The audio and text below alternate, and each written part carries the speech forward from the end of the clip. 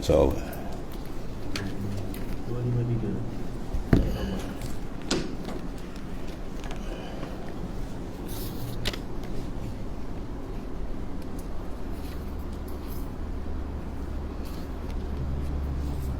أعوذ بالله من الشيطان الرجيم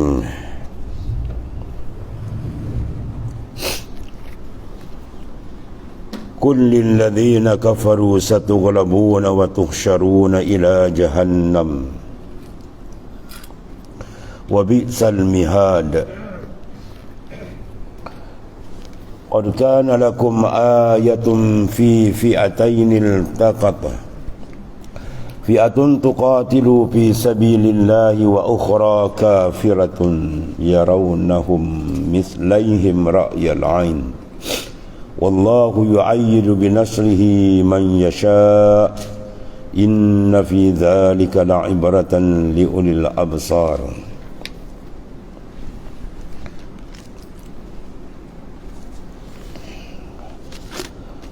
قل للذين كفروا, katakanlah wahai Rasul yang paling sempurna, atas nama kami, iaitu atas nama Allah SWT,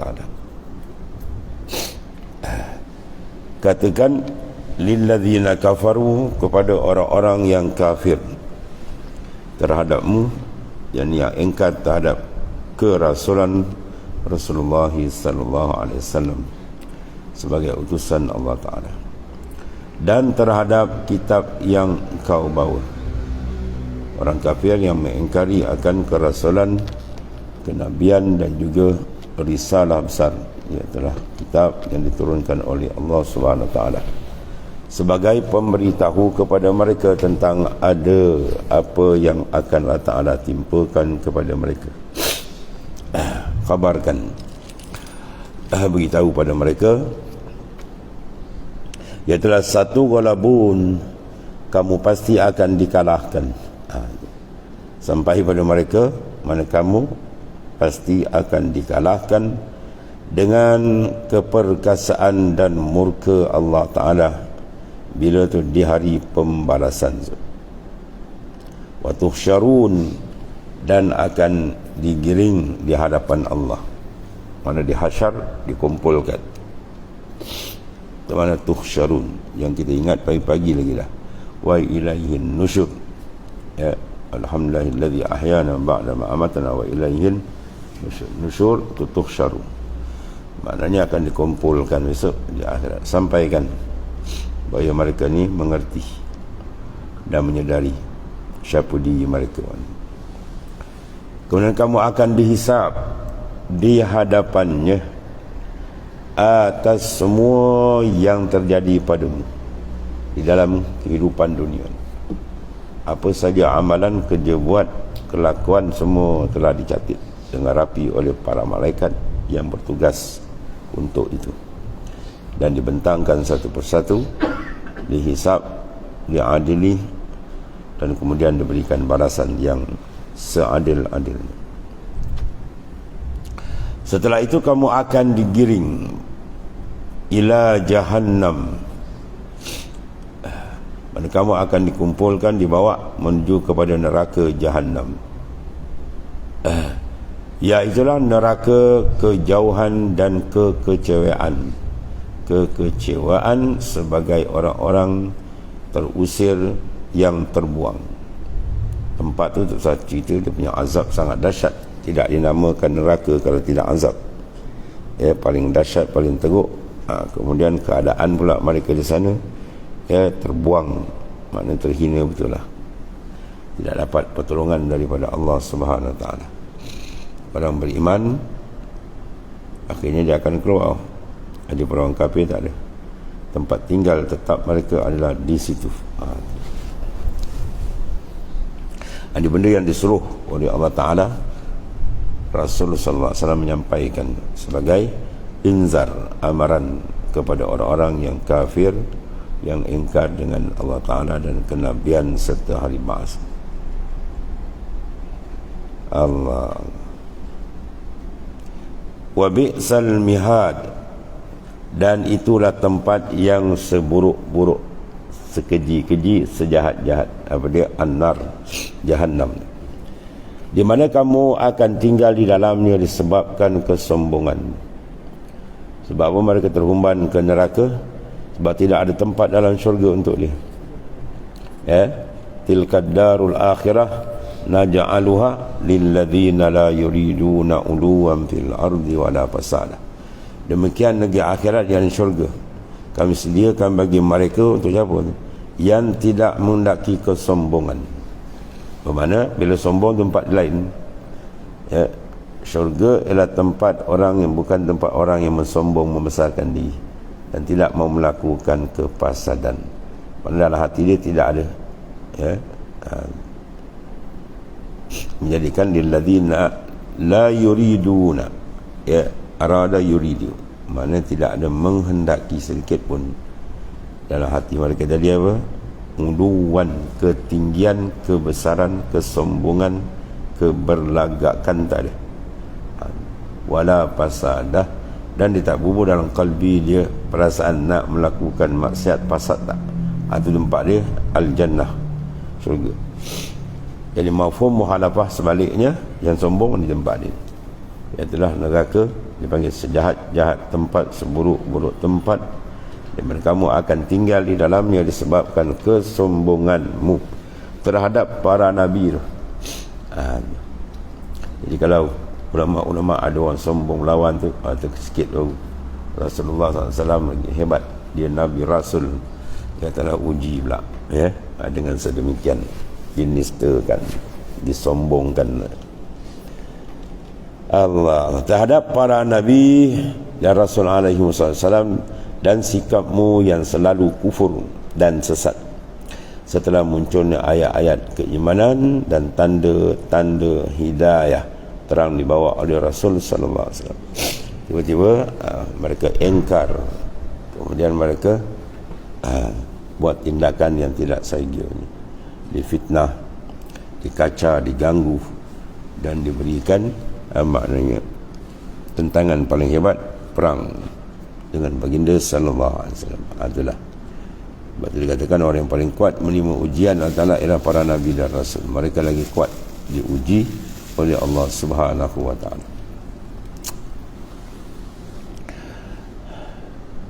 Bila kita baca Quran, dia ada tasliyah. Apa dia tasliyah? Penyejuk lara, pelipur lara, hati kita akan tenang. Kita kena uji, tengok Rasul-Rasul lagi hebat dia lagi dahsyat. Kalau setara Nabi Rasul mendapat ketinggian di sisi Ta'ala, terpaksa mengharung ujian, maka takkan kita pula nak dapat ketinggian tak ada ujian. Itu mana benda tak diterima maknanya. Qala Allah Ta'ala, qad kana lakum ayah, sesungguhnya telah ada bagimu, ini wahai orang-orang yang sesat dalam lembah nestapa,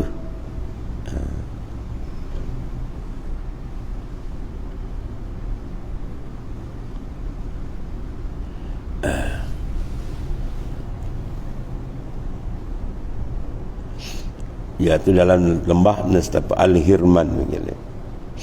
Al-Hirman itu mana tinggal pertolongan. Ayatun, mana tanda jelas yang menunjukkan ke arah hidayat yang hakiki, dibawa oleh utusan Allah Ta'ala. Kita hari ini jumpa para pewaris dan ulama-ulama, besar-besar ulama pun, yang dia bukan ulama, dia jumpa lagi Rasul tu lagi besar, Nabi tu depan mata dia tolak-tolak mentahu, dahsyat. Itu kata dahsyat sangat mereka. Dan sungguhnya telah ada bagimu wahai orang-orang yang sesat di dalam dua lembah nista. Pertama, tanda jelas menunjukkan ke arah hidayat dan hakiki. Pada pertemuan fi'atain, mana dua golongan ketika mereka telah bertemu, iltaqata. Salah satunya adalah fi'atun tuqatilu fi sabilillah, segolongan yang berperang, berjihad pada jalan Allah Ta'ala untuk meninggikan kalimah Allah Ta'ala dan menunjukkan tauhidnya, tauhid Allah Ta'ala. Wa ukhra kafirah, dan segolongan lagi adalah mereka itu kafir yang menentang Rasul alaihi wassalatu wassalam. yang memerangi para ahli tauhid dengan kesombongan dan pembangkangannya, ke pembangkangan yang palsu, yang tidak diterima akal. Ya, sebab mereka tak boleh berdepan dengan hujah Al-Quran, ditebakar orang tak habis hangus. Maknanya apa? Lebur, hujatun damirah, yang memecahkan kepala orang yang nak berdepan dengan hujah Al-Quran. Sebab dia kalamullah, tak ada siapa boleh lawan. Wahai orang-orang kafir, pembangkang, ya, yang membangkang kebenaran Allah dan Rasul, meski kalian memiliki jumlah yang berkali-kali lipat, mana berganda-ganda dibandingkan kaum muslimin yang bertauhid. Mesti orang-orang kafir itu memiliki jumlah dan perbekalan perang yang banyak. Ya, sejarah Islam begitulah, perangan semua dia. Sebab dia takkan punya orang kafir ni orang paling penakut berperang sebenarnya, takut mati. Ya, itu sebab kalau dia takkan perang, kalau agak-agak dia tak boleh makan. Kemudian perang pula, dia base dia letak tempat orang negeri lain, dia tak nak buat perang dalam negeri dia, mana dia berani kan. Dia rasa tentera dia, kelengkapan dia berganda baru dia berani. Kalau sama-sama kuat dia tak berani. Sebab dia perang pula nak balik. Sebab yang dia lawan ni orang yang berperang ni nak mati. Mana sama. Orang datang perang nak mati, meluru dia datang. Dia tak ada takut apa.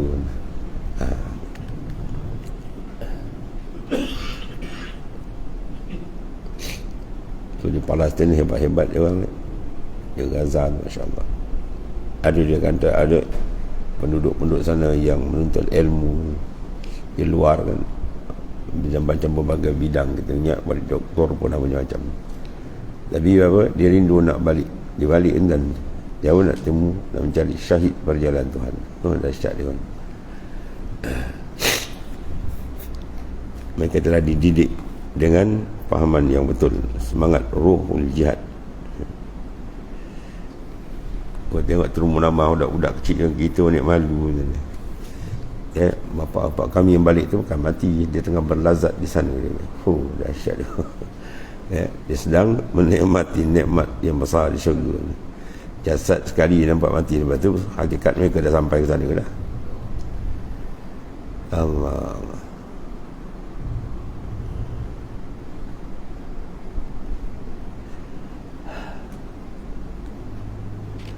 Yarawnahum mislaihim ra'yal ain.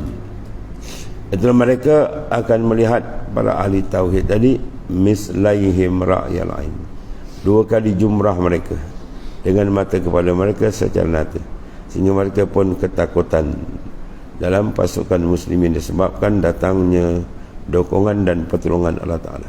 Banyak berlaku ahli Badar, antara pusing kan. Orang kafir dia nampak tentera Islam cukup ramai, dan orang Islam pula nampak dia tak ramai. Berpuluh-puluh orang itu je. Itu semua kerja Allah Ta'ala yang bagi menukar keadaan semangat orang beriman dan menjatuhkan semangat orang kafir. Banyak berlaku kisah-kisah yang terlalu mudah disusun oleh Allah Subhanahu Wa Ta'ala. Bahkan Tuhan nak menghasilkan golongan istimewa syahid, syuhada. Kalau Tuhan nak bantai mereka sekali, sekejap dan 1 second dia bantai, dan taunya balanya macam ribut taupan sesah habis semua kan. Dia gegaunya muka bumi tenggelam ke semua, habis bumbung-bumbung tak nampak. Bukan payah sangat, kelip mata je. Fa'alu lima yurid, dia boleh buat. Tapi kenapa dia tak buat?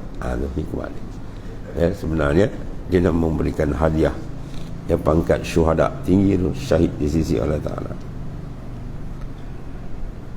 Wallahu yu'ayyidu bin nasrih, dan Allah Ta'ala tu maha meliputi segala yang terjadi di dalam kerajaan. Yu'ayyidu bin nasri, makna mengkuatkan dengan bantuannya yang maha perkasa. Kejutan besar dan peperangan Badar Kubra kan? Angkanya tak stabil, umat Islam sama sikit, persiapannya jauh jarak, tapi kemenangan diberikan kepada Islam. Ya, kam min fi'atin qalilatan ghalabat fi'atan katsiratan biizni. Banyak golongan sedikit boleh mengalahkan golongan yang banyak. Kam min fi'atin qalilatin, Dengan sikit. Ghalabat fi'atan kasiratan, mengalahkan peperangan yang ramai. Bila kalahkan biiznillah, bila datang bantuan, Tuhan tolong sekejap dan kelip mata. Jadi dia tak buat begitu tu, tak ada hikmat-hikmat nak melahirkan banyak sebenarnya para syuhada yang akan diberikan nikmat besar di sana. Itu hadiah. Syuhada ni, syahid, ada satu hadiah yang tidak terhingga. Ya. Ya dukhulunal jannah bi ghairi hisab, masuk syurga tanpa hisab, direct terus. Dia telah memberikan bantuannya man yasha, siapa yang dikehendakinya di antara hamba-hambanya yang ikhlas. Tu syarat dia. Bantuan akan datang bila dia jujur, ikhlas, yang membawa redha Tuhan. Sebab redha Tuhan dapat macam-macam. Kama la yuhibbul al-amal mushtarak, kazalik la yuhibbul al-qalb mushtarak. Macam mana Tuhan tak suka amal tu disekutukan, itu juga hati tak suka disekutu. Mana jangan dia tidak mengikhlaskan hati dia. Dia ikhlas dia, Tuhan kasih, dapat redha Tuhan, macam-macam dia dapat. Man wajadallah wajada kulla syai' wa man faqadallah faqadah kulla syai'. Siapa dapat Allah Ta'ala, dia dapat segala-gala. Siapa tak dapat Tuhan, dia tak dapat segala-gala. Dan dapat apa? Dia dapat keredaan Allah Ta'ala, maka dia akan dapat segala-gala. Tuhan akan berikan nusrah, bantuan yang berbagai bentuk, dan sejarah telah membuktikan.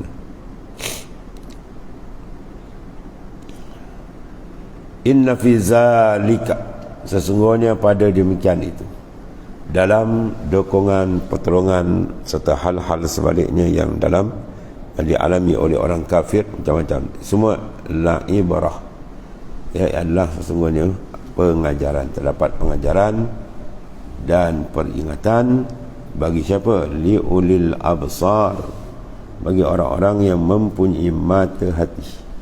Ya, maka orang beriman dia nampak jelas sebenarnya betapa besarnya Tuhan mentajali kebesaran dan keagungannya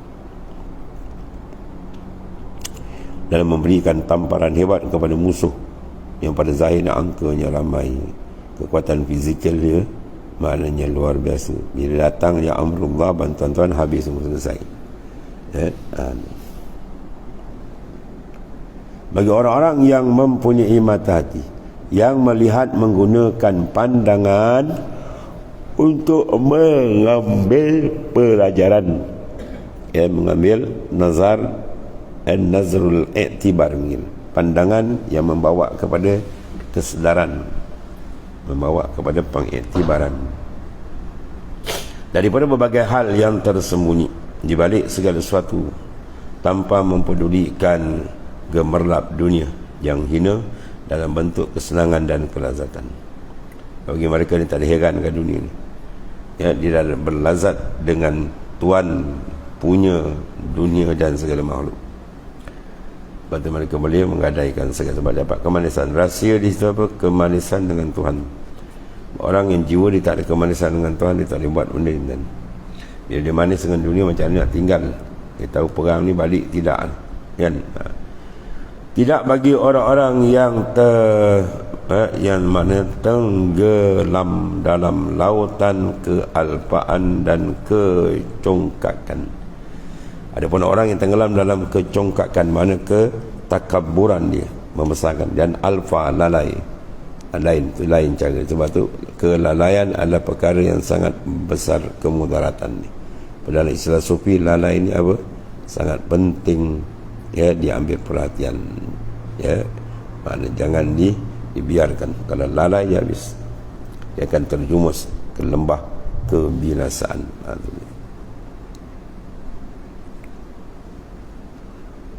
Kemudian qala ta'ala zuyyina lillazina amanu. Zuyyina dijadikan indah, mana diperhiaskan, ditazin, bagus atau keseronokan. Zuyyina linnas, bagi manusia pada pandangan zahir, mana tertipu oleh kegemerlapan dunia secara zahir ni. Zuyyina ditazinkan apa? Bagi manusia tu hubbus syahawat, kasih yang mengikut akan syahwat, yang menjadi penghalang besar untuk sampai ke Tuhan. Bahkan bukan sampai berjalan, tak boleh, ikut syahwat dia tak boleh jalan.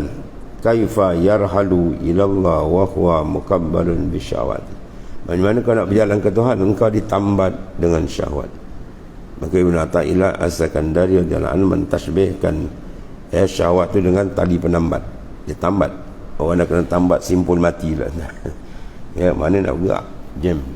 Sebab tu nak berjalan ke Tuhan, dia sila kena buka segala tuntutan syahwat ni, baru dia dapat berjalan. Tidak, tak boleh berjalan itu. Jadi ini jelas daripada ayat. Hub duduk di mana tuan?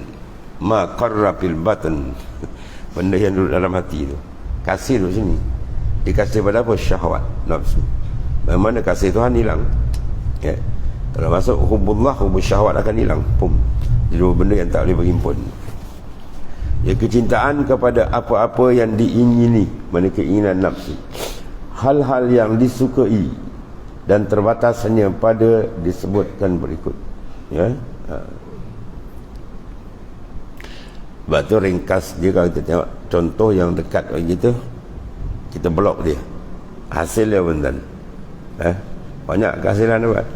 As-siam atau as-saum, puasa. Kita blok makanan yang halal, boleh makan tapi kita blok, jangan makan, tahan. Kesan kita ada perubahan tak? Ada. Ya, dia boleh baca Quran sebulan, tidak pun sekali khatam. Bulan puasa boleh bangun malam, macam ringan ibadat. Bulan tak puasa pula dia punya makan pagi, tengah hari, petang, malam. Kadang Quran tak pegang mana. Bukan baca, pegang tidak kadang. Surat khabar boleh pegang. Itu rahsia kalau kita tengok. Ya, bila kita taklilkan, kurangkan unsur jasmaniah, unsur rohaniah dia naik. Kalau kita layan unsur jasad luar ni, unsur rohani dia akan turun. Itu je kaedah. Jadi sini cara dia apa ni? Dia tazinkan mana satu pendedahan besar daripada Ta'ala, perangkap ya, yang memerangkap dan menghijab qalbi seseorang untuk pergi ke Tuhan. Iaitu hubbus syahwat. Ya, terlampau kasih, seronok, cinta. Cinta tu kena pergi ke Allah Ta'ala. Dia pergi ke nafsu syahwat, dia ambil. Ya, jahannam hidup ini kan. Kecintaan kepada apa-apa yang diingini mana selain Allah Ta'ala, hal-hal yang disukai, kelakuan tu macam-macam lah, yang terbatas hanya pada apa disebutkan berikut. Apa yang pertama? Minan nisa. Itu yang pertama. Syahwat dengan nisa, perempuan ni cukup kuat. Ya. Ini kata dibendung menjadikan berbagai-bagai masalah dalam dunia. Ya. Ini nak bawa pula celaka besar. Ratu cantik dah. La ilaha illallah. Abang nak kerja kan.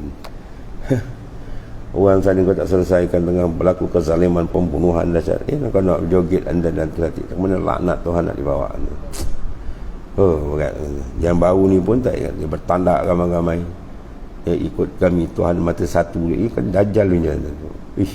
Teruk anda ni. Dia bila pemimpin tak betul kepala macam tu. Dia takut kepada orang kafir. Ya, tu semua nak makan laknat Allah Ta'ala. Wa'alayazabillah. Tak tahu nak fikir kepala otak tak dia tadi. Sebab apa jadi gitu? Dia tak berani bertegas. Hubbus syahwat ni kunci ni. Dia kasih kepada kendak nafsu nak kuat, nafsu apa? Nak jadi orang besar, nafsu nak memimpin, nafsu nak hebat, keseronokan nak layankan nafsu, habis terputus jalan dia dengan Allah Ta'ala. Ya, bahaya ni. Tambah akidah lah ni.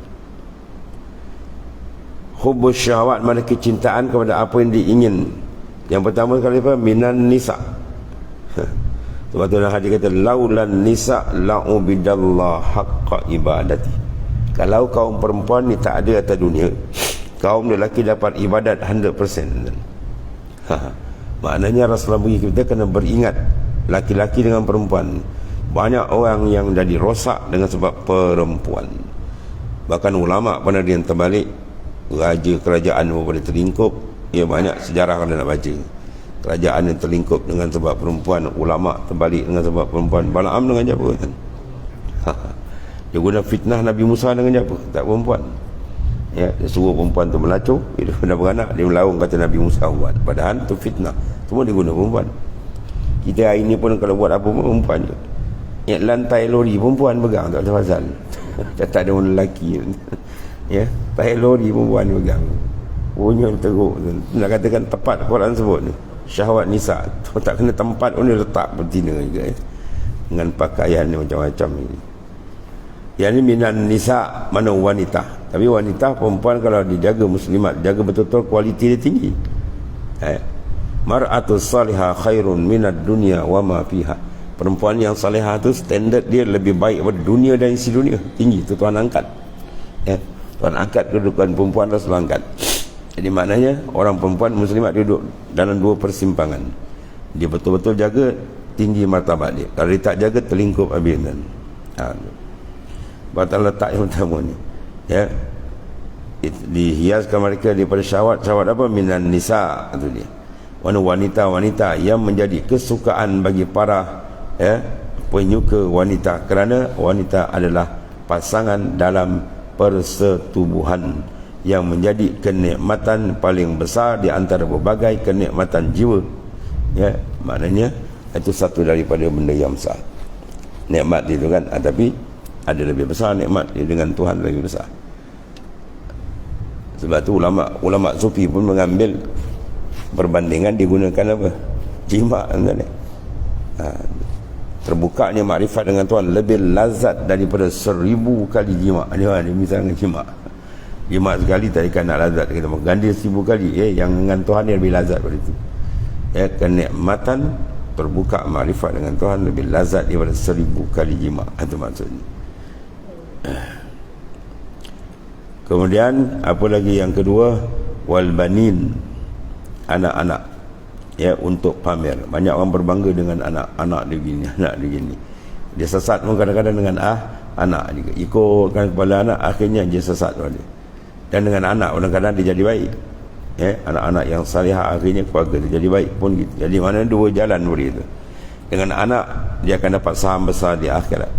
Waladin salihin yad'u lahu, anak yang salih yang mendoakan dia. Tapi kalau tak perlu jaga, anak pula merangkap dia maknanya. Tu. Berbangga-bangga dengan kekayaan anak, pencapaian anak. Ada seorang tu orang segegah ni. Saya anak-anak semua sudah berjaya dah. Cerita anak dia dah berjaya. Orang tanya, anak kau dah kenal Tuhan? Tu saya tak tahu dah. Dia tanya, anak kau dah kenal Tuhan? Itu saya tak ambil tahu lah. Berat ke je. Kata Tuhan kau tak kenal, anak kau tak harap lebih teruk daripada bangkai. Bangkai binatang boleh baik kalau kau tak kenal Tuhan. Orang yang tak ingat Tuhan tu dia kata bangkai. Itu dalam hadis tadi kan. Man akhraja, barang siapa yang mengeluarkan, man akhraja nafasahu, dia keluarkan apa dia tu naik, bi ghairi zikrillah, dengan tak ada ingatan kepada Tuhan, kosong. Bahwa maitun tu bangkai ni. Kalau dia kenal Tuhan cuma lupa dia taraf tu, kalau tak kenal langsung lagi teruk. Tak ada arti hidup kalau tak kenal Tuhan ni. Dia nak tahu besok malaikat cabut nyawa dia, kenal, boleh tahu tinggi rendah langit dan mengalahkan seteru. Anak-anak tadi hebat, standing dalam masyarakat, anak-anak dia naik nama. Jadi maknanya semua hak nafsu. Jadi perempuan, anak-anak, wal qanatir, dan harta yang banyak. Banyak anak saya macam ni anak-anak gitu. Padahal benda tu dia tahu, bercanggah. Tapi nak macam mana ni anak-anak gitu. Kita nak kata apa? Bagus no cakap sesat. Sebab tu Allah Ta'ala tunjuk dalam perang Badar mana besar konteks kita dengan Ta'ala dengan konteks perhubungan darah. Perang Badar merupakan apa? Peperangan yang sangat mencabar. Perang saudara tu. Bapa sebelah sini, anak sebelah ni. Pak saudara sebelah sini, anak buah sebelah sini. Tuan uji habis tu. Sebab Allah Ta'ala berikan pertolongan hebat. Walaqad nasarakumullahu bi badrin wa antum azillah. Telah berikan kemenangan besar pada Badar. Sebab dia telah menguji dengan ujian yang paling besar. Maksudnya apa? Hubungan mana dengan Allah lebih tinggi daripada segala-galanya. Bagaimana kita tengok Nabi Nuh alaihissalam. Seruan dia ditolak oleh anak dia. Tuhan turunkan bala hujan, naik timbul. Dia kata bukit tinggi ni, naik atas bukit tenggelam. Gunung ada dia. Bila dekat gunung habis, ombak pun sampai sebat dia tenggelam. Apa kata Nabi Nuh alaihissalam? Innahu laisa min ahli. Itu bukan ahli aku lagi tu. Innahu amalun ghairu salih. Dia mengerjakan tindakan yang tidak betul maknanya. Apa dia? Kufur dengan Tuhan. Walaupun anak, tapi Nabi Nuh kata itu bukan ahli ku lagi. Bermakna ahli sebenar konteks ialah dengan Allah Ta'ala. So, persaudaraan Islam lebih kuat daripada persaudaraan darah tadi. Persaudaraan kita sama Islam lebih kuat. Sebab kita diikat dengan kalimah, kalimah syahadah. Adapun persaudaraan mana ikatan dengan benih itu tak kuat.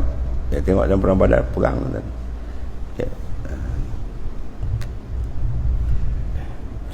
Lepas tu dalam kitab kecil yang kita baca, dan kitab apa, Muniatul Musalli tadi, dia buat istitrat di tengah-tengah, sampingan dia macam iklan dengan kadang-kadang apa dalam satu masalah besar. Syekh Daud dua ayat apa, la tajidu qauman yu'minuna billahi wal yawmil akhir yuwadduna man hadallah walau kanu abna'ahum aw aba'ahum aw ashiratahum. Terang tu, kamu tidak akan dapat lihat, Allah Ta'ala kata, wahai Muhammad sallallahu alaihi wasallam, orang yang betul-betul beriman kepada Allah dan di akhirat mencurahkan kasih sayang kepada orang yang menentang agama Allah, walaupun yang menentang tu bapa-bapa mereka, anak-anak mereka, kaum kerabat mereka. Ini terang jelas. Maknanya kita wajib menjaga hubungan Islam lebih daripada yang lain. Itu maksudnya. Sebab sini dia goncangan yang berlaku apa? Wal banin, anak-anak. Dengan sebab anak-anak kadang keluarga jadi terbalik. Kadang sebab anak-anak juga keluarga itu selamat. Kan? Keluarga dia teruk, tapi anak seorang tu dapat kesedaran. Dia usih, dia apa? Dia buat kerja buat keluarga dan keluarga dia prepare. Akhirnya alhamdulillah, satu keluarga tu jadi keluarga yang salihah pun ada juga. Itu semua maknanya dua benda boleh jadi. Dan anak merupakan aset besar kita besok. Kita balik esok dia simpan. Sebab tu anak nak jadi saleh, dia wajib mendoakan ibu bapa dia. Kawan-kawan lepas semayang tu minta selamat dunia akhirat. Kan? Wal kanatir, dan harta yang banyak. Ni semua dipanggil apa? Masuk dalam golongan hubbus syahwat. Ya. Itu dia. Wal kanatirin, dan melimpah-limpah, minaz zahab wal fiddah, daripada jenis emas dan perak. Kerana keduanya merupakan jalan untuk mendapat berbagai-bagai kesukaan yang secara naluriah selalu membuat hati manusia condong kepadanya. Wal khail, ya, wal al-khail musawwamah, dan juga mana kuda peliharaan. Kalau sekarang kenderaan canggih-canggih kan, mereka yang memilih, ya, untuk dikendarai dengan sombong. Yang silap tu belakang tu sombong. Ya, kalau dikendarai diguna jalan Allah tu lain cerita. Wal an'am wal hars, dan juga mana an'am, binatang-binatang ternak berupa unta, sapi, mana lembu, domba, kambing untuk dibawa dimakan atau dijadikan alat pertanian. Wal hars, dan sawah ladang yang luas sebagai sumber makanan dan penghidupan. Jadi semua itu zalika mata'ul hayatid dunya, itulah maksudnya hal-hal yang disebutkan mata', mana kesenangan, mata benda hidup dunia yang fana dan akan menghalangi pencapaian ke syurga yang menjadi tempat tinggal dan perjumpaan dengan Maha Pencipta yang Maha Penyayang, ialah Allah Subhanahu Wa Taala. Kemudian tuan tutup, wallahu indahu husnul ma'ab, itu sebenarnya. Dan Allah Ta'ala yang memberi petunjuk ke jalan kebenaran. Indahu di sisi ini apa? Bagi siapa-siapa yang menghadap dan bergerak ke arahnya, husnul ma'ab, tempat kembali yang sebaik-baik, tempat nikmat yang paling hebat, ya, dan tempat pulang yang terbaik. Termasuk. Jadi termasuk dalam hubus syahwat ni banyak, ya, an-nisa wal banin, ya, wal qanatil min al-zahab wal fidda wal khayl musawwamah wal anam wal haras, ya, itu semua dipanggil ujian yang Tuhan letakkan. Jadi maknanya nak selamat dan nak selamat, kemaskan kalbi dengan Tuhan tu, ya. Kalbi dah kemangan Tuhan, tak ada masalah. Diuji pun dia takkan beranjak. InsyaAllah pertolongan Tuhan saja.